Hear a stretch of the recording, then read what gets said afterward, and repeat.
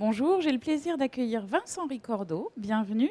Alors, vous êtes le cofondateur et président de KissKissBankBank, d'Hello Merci et de Lendopolis, qui sont des plateformes de financement participatif ou crowdfunding, pour parler anglais. Comment ces plateformes peuvent aider au financement des entreprises?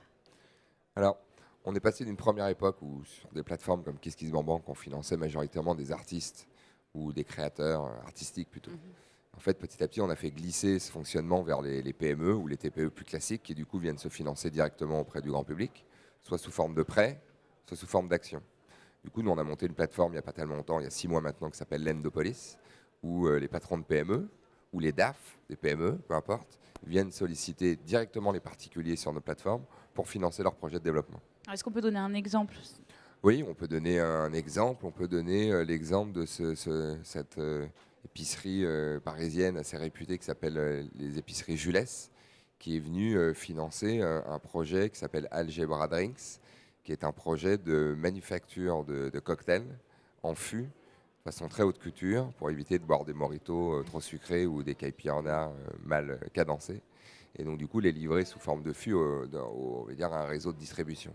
Donc là, on est face à une entreprise familiale qui a déjà une dizaine d'années et qui, du coup, pour le lancement d'une filiale, eh bien, vient solliciter directement le grand public. Ils ont financé 100 000 euros en moins d'une semaine, Ah oui, quand qui même. leur a permis donc, du coup, de compléter un financement bancaire plus large et de lancer du coup, leur filiale grâce aux particuliers. Oui, parce que c'est souvent finalement un complément du financement bancaire. Alors, il y a les deux cas, il y a même trois cas. Soit pour les toutes petites entreprises qui sont vraiment exclues du système bancaire, c'est souvent la seule solution pour se financer. Je parle pour des sociétés qui sont de toute petite taille, avec notamment leurs 2 premières années qui ne sont pas forcément bénéficiaires, où là elles sont exclues naturellement des banques.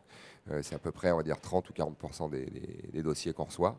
Et puis après, sur le reste, eh bien, il y a les deux cas possibles. Soit l'entreprise vient compléter un financement bancaire, soit elle vient se servir de l'Endopolis et des particuliers pour avoir un pécule qui leur permet de lever de l'argent plus facilement auprès des banques derrière, donc comme un levier. Donc il y a vraiment les trois cas. D'accord. Alors, on est ici au congrès des DAF. Comment concrètement les DAF s'intéressent à ce type de financement? Quelle est la démarche pour eux? Alors, la démarche est assez simple, on s'inscrit en ligne, ça prend à peu près 15 minutes ou 20 minutes pour inscrire son projet. On demande ensuite à ce qu'on nous envoie des comptes certifiés, c'est-à-dire les 2 bilans minimum et le prévisionnel du projet. Il s'agit de projet de développement, pas de problème de trésorerie à proprement parler. Donc du coup, il y a un travail de forme à faire pour le DAF ou pour son équipe. Et Un puis travail après, de chiffres finalement. oui, et à la fois de présentation de projet en ligne, et puis en même temps un travail évidemment sur les chiffres pour que ce soit. Alors on a des tableaux qui sont pré-mâchés et qui permettent à la fois aux professionnels bien, de donner les infos dont on a besoin, mais en même temps que ce soit lisible pour le grand public. Donc du coup on a formaté des tableaux qui sont spécifiques en fait à nos activités, qui sont accessibles pour tous.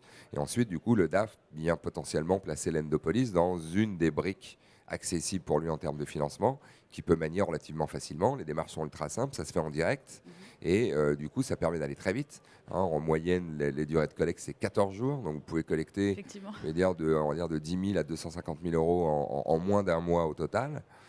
Ça vous permet également, lorsqu'on est une petite entreprise, et c'est important pour le DAF ou pour l'expert comptable qui gère la PME, de ne pas donner de caution et de garantie pour l'entreprise, puisque c'est la foule qui décide, donc c'est l'intelligence collective qui remplace en fait la caution, la garantie. Et puis derrière, vous vous retrouvez avec on va dire une panoplie ou une espèce de tribu comme ça d'ambassadeurs particuliers qui sont venus investir dans votre projet, qui vous permet d'avoir une forme de communication ultra moderne et des gens qui vont vous soutenir et des gens que vous pouvez réactiver assez régulièrement. Donc du coup, on va dire, c'est une brique maligne, intelligente, très moderne que les DAF peuvent manier avec une grande facilité.